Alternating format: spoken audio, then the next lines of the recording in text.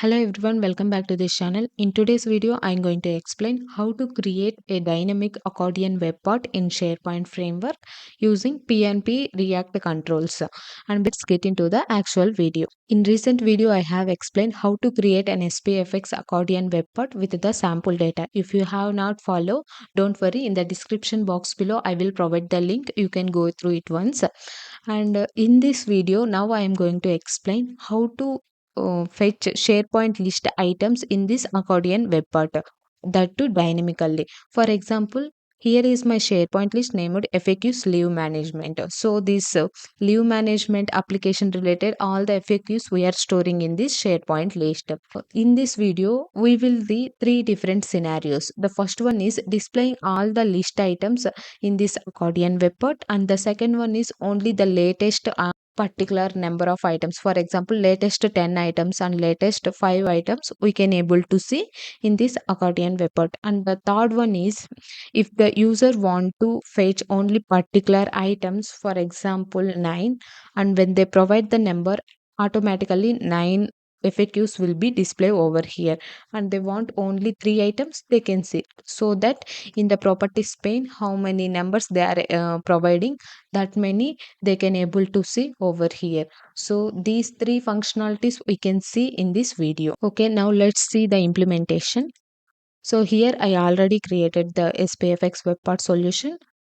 Before understanding this code, let's first understand what are the dependencies we need to install and what are the statements we need to import into this code. So first, we are connecting with the SharePoint, right, to retrieve the SharePoint list items into this accordion web part. So I'm using PnP library to interact with the SharePoint.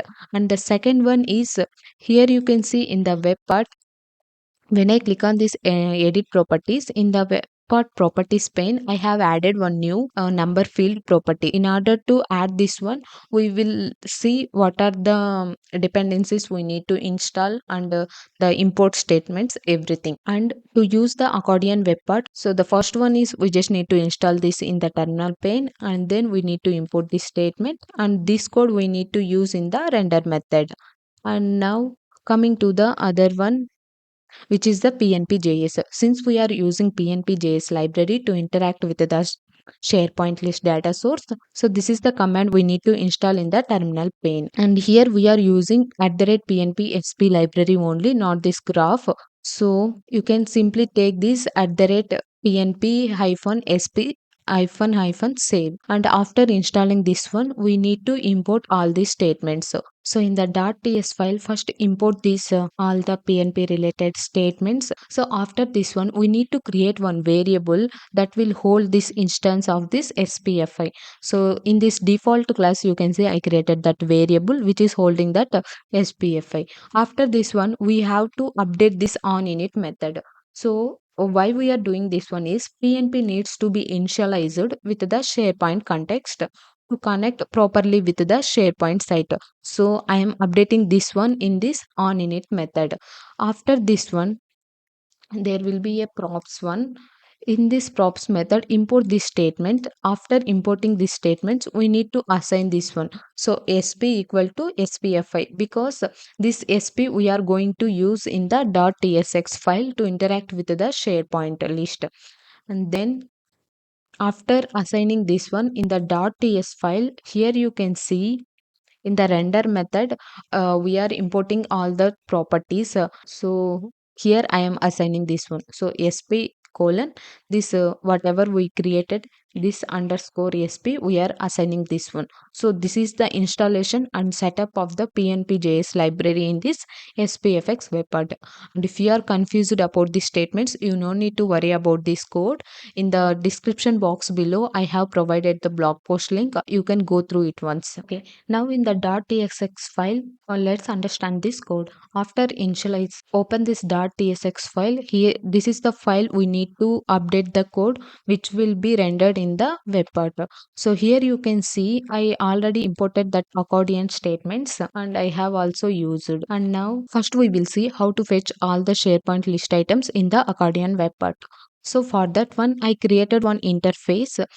in that I created one array which is a collection of object. So that object is having the properties like title and answer. This title is nothing but which is containing the questions, and the answer is the description of that question. So here I defined the data type for this one, and within the class I initialized with this empty array. So after that one, we need to fetch all the SharePoint list items into this web part, right? So for that one, I created one function named fetch FAQ items. So within this, you can see this is the code which is fetching all the list items from the SharePoint list. So using the get by title, I have provided the SharePoint list name, which is the internal name, and using the select method, we are fetching only the title and answer fields. So here you can see this is the SharePoint list, which is containing title and answer field. So these two internal names only we need to give.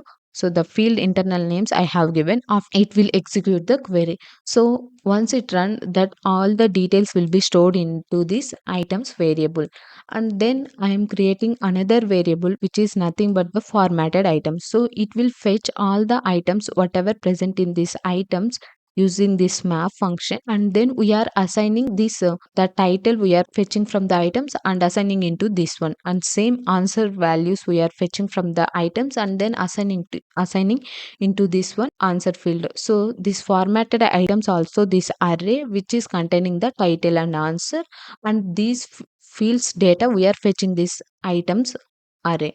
And now after fetching this one, here we already created one state, right? FAQ items which is containing title and answer. So for that state we are updating using the set to state method, and within this that FAQ item state we are assigning this formatted items. So now whatever we took the data, and that is we are assigning into this state. So after this one, I created this compound did mount method. So it will fetch the whenever the web part is loaded, then it will call this function. So this function will call all the SharePoint list items. So within the render method, you can see I was applying this map function for this FAQ items. So this map function will take each item. So for each item, we are applying this accordion control. Now save these changes, and in the new terminal, just run the gulp sir. So now it will open the workbench URL. So click on this add one and add this SPFx. Okay, now you can see in the web part it is fetching all the SharePoint list items. So when I click on this one, you can see almost 11 items are there. You can see now all the items are present. Okay, now we will see how to fetch the latest 5 items from this SharePoint list. In order to fetch the latest 5 items from the SharePoint list, we need to update this code in the fetch items function. So here you can see I have added ordered by. So this function what it will do is within this I have created the created function. So whenever the SharePoint list item is added, that date will be there, right? And if we provide false, which is nothing but the descending order. If we provide 2, it will take the ascending. So since I have given the false, which is the descending, and then these SharePoint list items will be in the reverse order. So here we have this created field, right? We can give older to newer. Sorry, newer to older. So this will be in the descending order, and we need to fetch only the 5 items, right? So to fetch only the 5 items, we need to use this top function. If we want 5, we can provide 5, and 10 means we can provide the number in this top function. So now again let's run the is already there. We can also refresh this one, and here you can see only 5 items it is displaying. This way we can fetch only the latest 5 items. You can also compare this with these questions. So these are same, right? So this way we can keep fetch. Now we will see the third one, how to add the new property in this web part properties pane and fetch the items based on the number we have provided. So for that one, so to add one number field property in the Webpart properties pane, I was taking this number field from this PnP SPFx property controls. So Here you can see we need to import this statement, and then we need to create one interface for that one, and then the property value we need to update in the property pane. If we update this one, it will automatically create one web part. Sorry, it will automatically add one number field into our web part properties. In order to use this control in our SPFX web part, we have to install this. In the get started page you can see npm install PnP SPFx property controls command, it is there. So run this command in the either in the terminal pane or in the command prompt. So after installing this one, so here they have mentioned the steps. We need to import this statement. So in the .ts file, you can see I have imported those statement. Here by defaultly one interface is there, which is taking the description. So within this only add one more property for this number field. So in this official website, you can see here they have added number value and the data type they assigned as a number. And then we need to update this property pane control in the group fields, and before that, since we are maintaining the properties in the separate file in the props.ts file, you can see here also we need to define the data type for that variable. So the number value is the number data type, and then so in the get property pane configuration we need to add the new property field. So let's understand these properties values in the official website. So here they have mentioned first we are taking the key, right? So the purpose of key is it will be unique when we are adding the multiple controls, and the label one whatever the field name it needs to be displayed. For example, here you can see it is a number of items to display, right? If you want you can change it to another name, and the description of this property and the value is, and the value will describe like what is the value needs to be displayed in that field.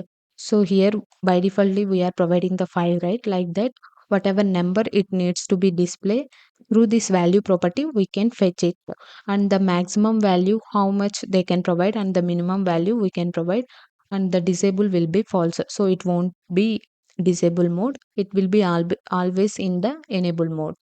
So after updating this one, if you want to provide one default value for this property, there is another file named manifest.json. So here only we can update the properties default values. So here I just added the number value, and for this one I have provided 5. And then in the .tsx file, here you can see within this fetch FAQ items, we need to update this code. In the top of this one, we need to provide this dot props dot number dot value, which will fetch the values whatever we have mentioned in this properties pane. So for example, if I change this number, that many items will display over here, right? So for that reason, we need to update this code. Also, we need to add one more function named compound did update method, so I will add that one here. So this function will call whenever we change any properties, so every time we can call this one, so immediately whatever the number we have provided, that many items will be displayed in the web part. So here I have provided the condition named the previous properties, so it is fetching the previous properties. For example, in the .ts file, for this value whatever we have provided, the default value is 5. So if whenever we change that value, then this condition will be becomes true, so that time we are calling this fetch faq items function. So this function will rerun again and it will fetch only that many items. Now save these changes. Okay, now add that web part into this one. So by default it is showing the default 5 items, and when I click on this one, let's change the number. You can see it is increasing and it is decreasing also. So this way we can dynamically fetch how many items we want in this accordion web part. I hope you understand how to create a SPFX accordion web part that will take data dynamically from the data source. And thank you for watching this video. Don't forget to subscribe our channel.